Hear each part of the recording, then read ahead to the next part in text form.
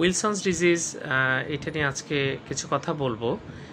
সেটা হচ্ছে আমাদের শরীরের বিভিন্ন ভাইটাল জায়গায় কিন্তু কপার জমা হতে পারে, ব্রেইনে জমা হতে পারে, লিভারে জমা হতে পারে, আরও বিভিন্ন জায়গায় কিন্তু কপার জমা হয়। এটাকে আমরা উইলসনস ডিজিজ বলি।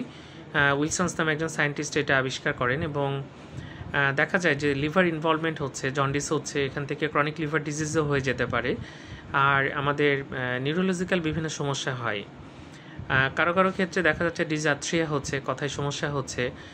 কারো ক্ষেত্রে দেখা যাচ্ছে বিভিন্ন অ্যাবনর্মাল মুভমেন্ট, কোরিয়া হতে পারে, অ্যাথেটোসিস হতে পারে, বিভিন্ন বিহেভিয়ারাল চেঞ্জ থাকতে পারে তার। এছাড়া বিভিন্ন সাইকোলজিক্যাল সমস্যা হয়, ট্রেমর হয়, বিভিন্ন রকম সমস্যা কিন্তু হতে পারে। তো যাই হোক, এরকম যদি সমস্যা হয় এবং কারো স্কুল পারফরমেন্স কিন্তু ডেটেরিয়েট করতে পারে, দেখা যাচ্ছে স্কুলে আগে ভালো ছাত্র ছিল বা ছাত্রী ছিল, আস্তে আস্তে সে ভালো করতে পারছে না, তখন কিন্তু আমরা এই অসুখটা মাথায় রাখি, উইলসনস ডিজিজ। তো যাই হোক, এটা কিন্তু খুবই ভালো চিকিৎসা আছে। যদি এরকম অ্যাবনর্মাল মুভমেন্ট দেখা যায়, বিহেভিয়ারের কোনো সমস্যা হয়, সাইকোলজিক্যাল বিভিন্ন সমস্যা হয়, অবশ্যই আপনি ভালো একজন ডাক্তার দেখাবেন এবং এই অসুখটা আছে কিনা অবশ্যই টেস্ট করে দেখতে হবে। ধন্যবাদ সবাইকে।